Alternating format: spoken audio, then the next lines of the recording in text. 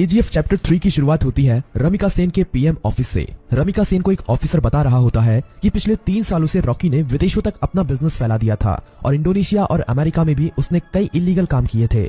इसीलिए इंडोनेशिया और अमेरिका की सिक्योरिटी फोर्स भी रॉकी को पकड़ना चाहती थी, पर अब रॉकी मर चुका है। पर इंडोनेशिया और अमेरिका में रॉकी के इलीगल काम अभी भी चल रहे हैं। रमिका सेन कहती है तो इंडोनेशिया और अमेरिका की गवर्नमेंट को उसके खिलाफ एक्शन लेना चाहिए। तभी वो ऑफिसर बताता है कि गवर्नमेंट ऐसा नहीं कर सकती, क्योंकि रॉकी ने 1979 से 1981 तक इन 3 सालों के अंदर ही अपने सोने के बिजनेस को काफी बड़ा कर लिया था। विदेशों में भी हजारों लाखों लोग उसके लिए काम करते हैं और खुद गवर्नमेंट के लोग भी उसके साथ मिले हुए हैं। इसीलिए गवर्नमेंट चाहकर भी उसके खिलाफ एक्शन नहीं ले सकती। फिल्म की कहानी अब फ्लैशबैक में जाती है और हमें रॉकी के जीवन के उन्हीं 3 सालों के बारे में पता चलता है, जिसमें उसने अपने साम्राज्य को विदेशों तक फैला दिया था। सभी माइनों पर कब्जा होने के बाद रॉकी ने और कई माइनों की खोज कर ली थी और सभी लोगों को उनकी खुदाई में लगा दिया था। रॉकी ने उन सभी माइनों से तेजी से सोना निकाला और इकट्ठा करता गया और बाहर के बड़े बड़े देशों में एक्सपोर्ट करने लगा। रॉकी को विदेशों से काफी बड़े बड़े ऑर्डर आने लगे, जिनको पूरा करने के लिए उसने खुदाई को और तेज करवा दिया था। दूसरी तरफ से उसने माइन की खुदाई के लिए और सोने की खोज के लिए अमेरिका से कई टेक्नोलॉजी मशीन भी मंगाई थी, जिससे वो जल्द से जल्द इन सभी माइनों का सोना निकालकर इकट्ठा कर सके।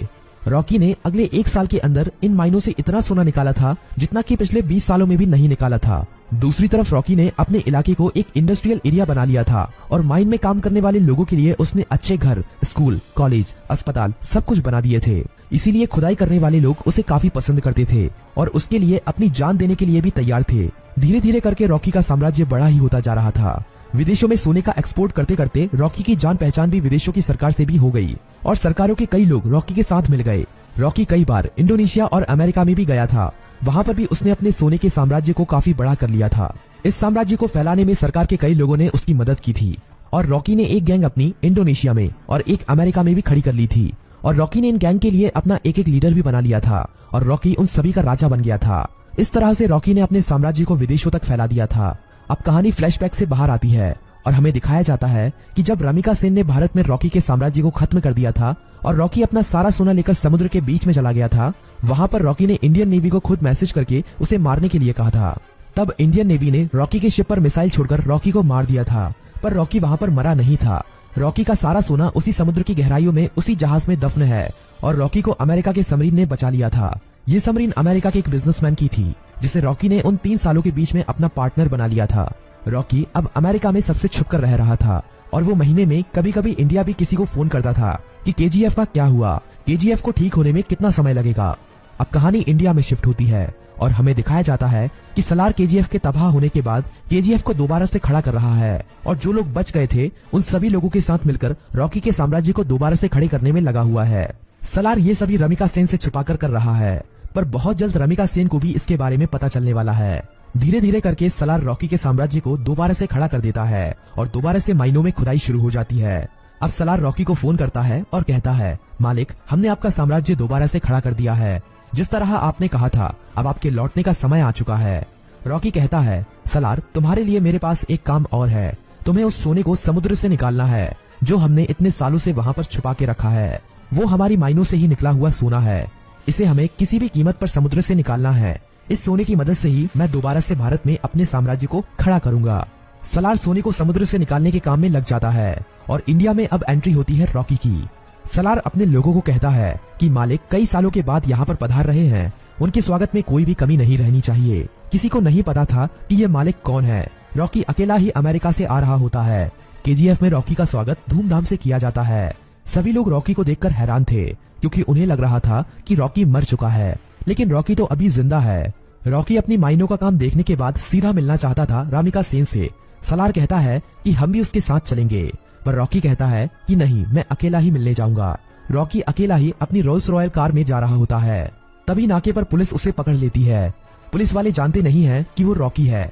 वो रॉकी के पास लाइसेंस न होने की वजह से और ओवर स्पीडिंग होने की वजह से थाने ले जाती है। वहाँ पर रॉकी कुछ नहीं बोलता, बस अपने आदमियों को फोन कर देता है। थाने में बड़ा ऑफिसर आता है और रॉकी से चिल्लाकर बात करने लगता है। तभी पूरा पुलिस स्टेशन हिलने लगता है और कई हेलीकॉप्टर और बंदूक लेकर रॉकी के आदमी यहाँ पहुँच जाते हैं। उन आदमियों से एक आदमी रॉकी का लाइसेंस लेकर थाने के अंदर आता है और पुलिस को लाइसेंस दिखाता है। पुलिस वाला लाइसेंस पर रॉकी का नाम पढ़कर हैरान रह जाता है और रॉकी को वहाँ से जाने देता है। रॉकी अब सीधा रमिका सेन से मिलने के लिए जाता है। रॉकी के पहुंचने से पहले वो पुलिस वाला रमिका सेन तक ये खबर पहुंचा देता है कि रॉकी अभी भी जिंदा है। रमिका सेन ये खबर सुनकर हैरान हो जाती है कि अभी तक रॉकी कैसे जिंदा है। रमिका सेन को ये खबर भी मिल जाती है कि रॉकी के यहाँ आने से पहले किसी ने केजीएफ को दोबारा से खड़ा कर दिया है और केजीएफ से अभी भी खुदाई करके सोना निकाला जा रहा है। अब पीएम ऑफिस में एंट्री होती है रॉकी की। सभी लोग रॉकी को देखकर हैरान थे।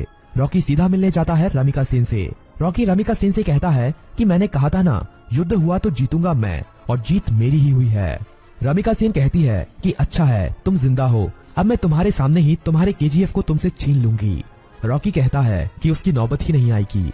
रमिका सेन रॉकी की इस बात को समझ नहीं पाती, तभी रॉकी वहाँ से चला जाता है। अगले कुछ ही दिनों में रॉकी रमिका सेन की सरकार गिरा देता है और सरकार में अपनी पार्टी को जिताकर अपने आदमी को प्रधानमंत्री बना देता है। रॉकी अब दोबारा रमिका सेन को फोन करता है और कहता है कि अब क्या करोगे, अब तो तुम्हारी सरकार भी नहीं रही। रमिका सेन कहती है कि अब मेरी जिंदगी का एक ही मकसद है, तुम्हारी मौत।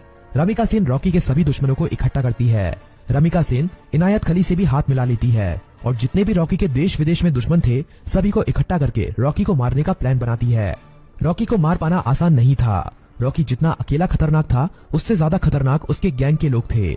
रमिका सेन को इंडोनेशिया और अमेरिका की गवर्नमेंट से भी सपोर्ट मिलता है, लेकिन रॉकी जानता था कि रमिका सेन उसके केजीएफ को तबाह करने में अपना पूरा जी जान लगा देगी।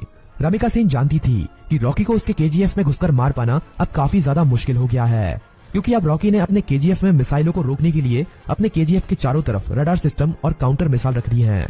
अब अगर कोई भी उसके केजीएफ के अंदर घुसने की कोशिश करेगा तो वो मारा जाएगा।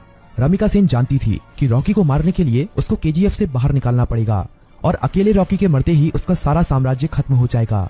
इंडिया में अपनी गवर्नमेंट खड़ी करने के बाद इंडिया की गवर्नमेंट रॉकी के लिए एक काफी बड़ी पार्टी रखती है। इस पार्टी में विदेशों के बड़े बड़े बिजनेसमैन, बड़ी बड़ी गवर्नमेंट के लीडर आते हैं। रॉकी की सिक्योरिटी के लिए इस पार्टी में काफी ज्यादा सिक्योरिटी लगी हुई थी। रॉकी पार्टी में पहुंच जाता है। थोड़ा नाच गाना होने के बाद पार्टी में एंट्री होती है रमिका सेन की। रॉकी से थोड़ी बातचीत करने के बाद रमिका सेन कहती है कि अब समय आ गया है कि तुम्हारे साम्राज्य को यहीं पर खत्म कर दिया जाए। पर तभी रॉकी के चारों तरफ हजारों लोग उसके ऊपर बंदूक तानकर खड़े हो जाते हैं। रॉकी की खुद की गवर्नमेंट उसे धोखा दे देती है और विदेशों से आए हुए बिजनेसमैन भी उसकी मौत का तमाशा देखने के लिए वहां पर आए हुए थे। सभी विदेशों के बिजनेसमैन चाहते थे कि रॉकी की मौत होने के बाद वो केजीएफ पर कब्जा कर लेंगे और अपने बिजनेस को फैलाएंगे और ढेरों पैसा कमाएंगे। ये सब देखकर रॉकी खुद हैरान रह जाता है, पर रॉकी जानता था कि एक दिन उसकी मौत जरूर होगी, इसीलिए वो अपने आखिरी पल में भी निडर रहता है। रमिका सेन कहती है कि देखा, आखिर तुम्हारे लोगों ने ही तुम्हें धोखा दे दिया। इतना कहते ही सभी लोग रॉकी को गोलियों से भून देते हैं और रॉकी की मौत वहीं पर हो जाती है और फिल्म यहीं पर खत्म हो जाती है।